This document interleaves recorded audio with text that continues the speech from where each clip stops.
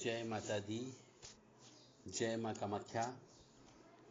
कामाख्ये वरदे देवी नीलपर्वतवासिनी त्वं देवी जगत माता योनि मुद्रे नमस्तुते। कामाख्ये काम संपन्ने कामेश्वरी हर प्रिये काम नाम देहि में नित्यम कामेश्वरी नमस्तुते। काम दे काम रूपस्ते सुभगे सुर सेविते करोमि दर्शन देव्यम सर कामार सिद्धये।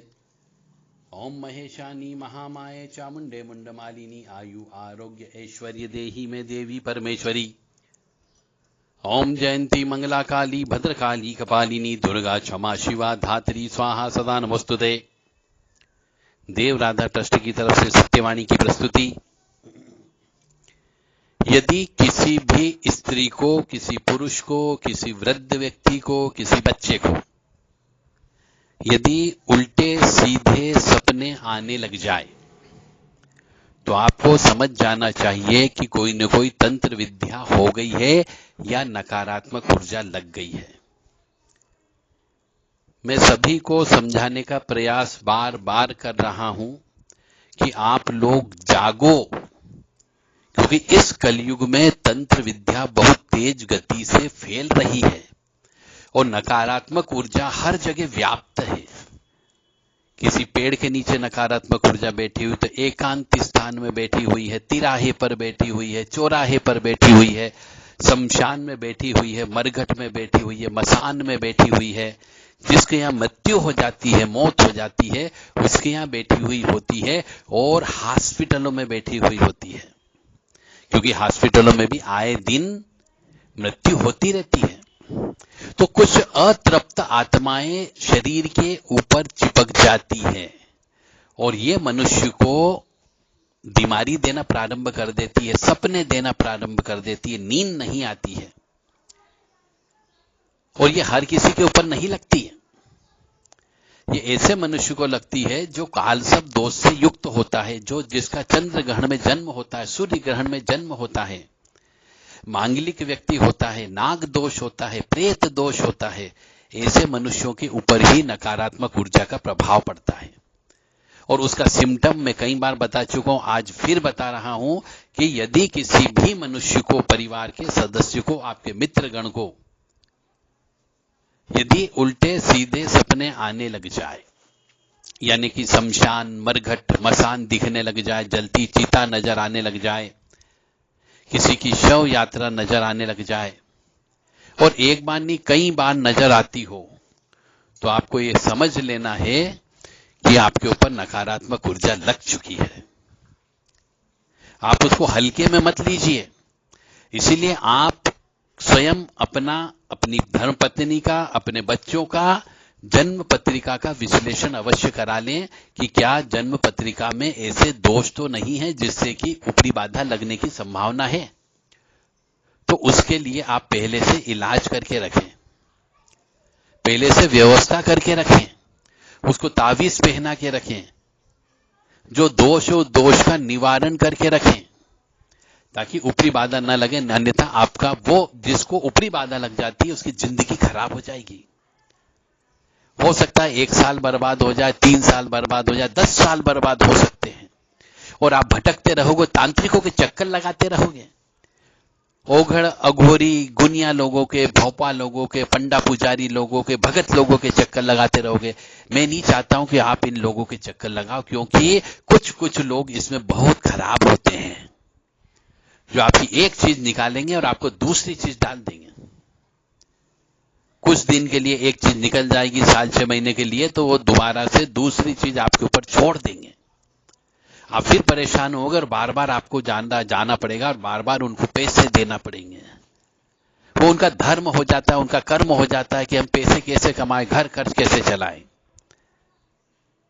मैं जो कहना चाह रहा हूं उस चीज को बार बार आप समझने का प्रयास करिए कि किसी भी मनुष्य को यदि सपने आने लग जाए, बुरे सपने, सिर कटा मनुष्य दिखने लग जाए, सिर कटी लाश नजर दिखने लग जाए, सफेद कपड़े वाला दिखने लग जाए, काले कपड़े वाला दिखने लग जाए, कोई किसी के ऊपर छाती पर कोई प्रेत आत्मा आकर के बैठ जाती है और उनका आवाज नहीं निकलती, जगते होने के बावजूद भी, और ये काम रात को 11:30 से 3 बजे के बीच में ही होता है। किसी को डर लगने लगता है, किसी को अपनी आंखों से तीसरी शक्ति दिखने लगती है, अदृश्य आत्मा नजर आती है। किसी को लगता है कोई बदबू आने लगती है, किसी को कोई स्पेशल किस्म की सुगंध आने लगती है, रोटी नहीं बन रही पर रोटी जलने की खुशबू आने लगती है, हलवा पूड़ी नहीं बना परंतु हलवे पूड़े की खुशबू आने लगती है, लोभान की खुशबू आने लगती है, तो आप समझ जाओ ऊपरी बाधा लग गई है, उसका इलाज करवाओ, अन्यथा पागल हो जाओगे, घर परिवार बर्बाद हो जाएगा, पैसे पे पैसे खर्च करते जाओगे और कुछ नहीं होगा। तो पहले से इलाज करा के रखें, अपनी जन्म पत्रिका चेक करवा के अवश्य रखो। जो ग्रह कमजोर है उसके जप तप जिंदगी भर करते रहो और उससे संबंधित चीजों का दान करते रहो। दान करने से पाप कटते हैं, जप करने से पाप कटते हैं। जो ग्रह नीच का हो वो विशेष तौर से चंद्रमा, शनि और राहु, ये 3 ग्रह जो है प्रेत दोष के कारक माने जाते हैं। इसलिए यदि ये तीनों ग्रह में से कोई भी ग्रह आपका खराब हो तो उसका इलाज करा के रखो। आध्यात्मिक इलाज होता है, घबराओ मत। इसलिए आप सबसे मेरा विनम्र अनुरोध है, मैं आप लोगों को सबको जगा रहा हूं, आप जगाओ, जगो, क्योंकि हो सकता है आपका पड़ोसी आपके ऊपर तंत्र विद्या कर सकता है, आपका सामने वाला आपके ऊपर तंत्र विद्या कर सकता है, आपका ऑफिस में काम करने वाला आपके ऊपर तंत्र विद्या कर सकता है, कोई जलने वाला आपसे तंत्र विद्या कर सकता है, आपको प्रतिस्पर्धा वाला व्यक्ति वो आपके ऊपर तंत्र विद्या कर सकता है कि ये आगे बहुत बढ़ रहा है, इसको नीचे गिराना पड़ेगा। आपके परिवार के सदस्य आपके ऊपर तंत्र विद्या कर सकता है, काका बाबा के लड़के लड़कियां भी तंत्र विद्या कर सकते हैं। प्रॉपर्टी जमीन जायदाद के चक्कर में तंत्र विद्या होती है। हो सकता है कोई व्यक्ति आपके यहां आत्महत्या कर ले, कोई व्यक्ति गायब हो जाए, कोई व्यक्ति पागल हो जाए। तो क्यों ऐसी घटनाएं घटित हो, आप जागो और उसके लिए उचित व्यवस्था करो। हवन पूजन करना प्रारंभ करो, सीख लो, उस व्यक्ति को विशेष तौर से सिखा दो जिसका चंद्रमा नीच का हो, राहु खराब हो, राहु चंद्र शनि एक साथ बैठा होगा तो निश्चित तौर से उसके ऊपर ऊपरी बाधा यानी नकारात्मक ऊर्जा का प्रभाव होगा ही होगा। यानी कि पिछले जन्म में वो किसी की हत्या करके आया है, जिसकी हत्या की है उसकी आत्मा इस जन्म में उससे पीछा अवश्य करेगी और उसकी जिंदगी तबाह करने का काम करती है, उससे भी बचत होती है। तो आपको 3-4 काम एक साथ करना है। यदि आपके परिवार में किसी व्यक्ति का, किसी सदस्य का ऐसे ग्रह नक्षत्र हो जिसको जो काल सर्प दोष में उत्पन्न हुआ हो, जो चंद्रग्रहण में उत्पन्न हुआ हो, या फिर जिसकी पत्रिका के अंदर राहु शनि चंद्र एक साथ बैठा हुआ हो, तो अवश्य उसका इलाज करवा करके रखें ताकि आपको परेशान नहीं होना पड़े। जप करवा के रखिए, तावीज पहना के रखिए, रक्षा कवच पहना के रखिए।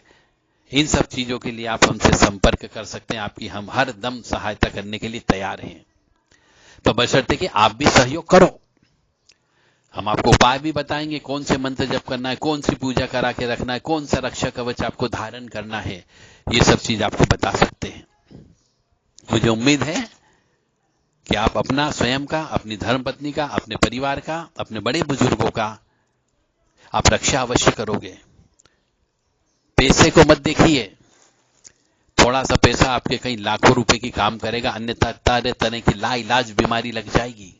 और जब आपको पता लगेगा कि तंत्र विद्या है, तो वो जो तंत्र विद्या लगती है, यदि उसको पता लगता है कि ये कटवाने की तैयारी कर रहे हैं, उसके पहले उसकी मौत ले लेते हैं, वो उसको आत्महत्या करने के लिए मजबूर कर देते हैं, उसका एक्सीडेंट करके मार डालते हैं, मानसिक रूप से पागलपन कर देते हैं। और ये कार्य विशेष तौर से दूज, छठ, चतुर्दशी और अमावस्या को और पूर्णिमा को ज्यादा प्रभावी होती है। जिस मनुष्य के हाथ पैर ज्यादा टूटते हो अमावस्या पूर्णिमा के ऊपर, तो मान के चले कोई मरघट मसान या कब्रिस्तान की शक्ति लगी हुई है, उसका इलाज करवाएं। चाहे आपको नजर ना आती हो, दिखती नहीं हो, सपने नहीं आते हो, परंतु जैसे अमावस्या आती, हाथ पैर टूटने लगते हैं, शरीर के अंदर कंपकपी ज्यादा आने लगती हो, उच्चाटन ज्यादा रहने लगता हो, क्रोध करने की इच्छा होती हो, मांस खाने की इच्छा होती हो, मदिरा पीने की इच्छा होती हो, तो मान करके चलें ऊपरी बाधा है। ये सिम्टम भी मैं बता रहा हूं और इलाज भी है।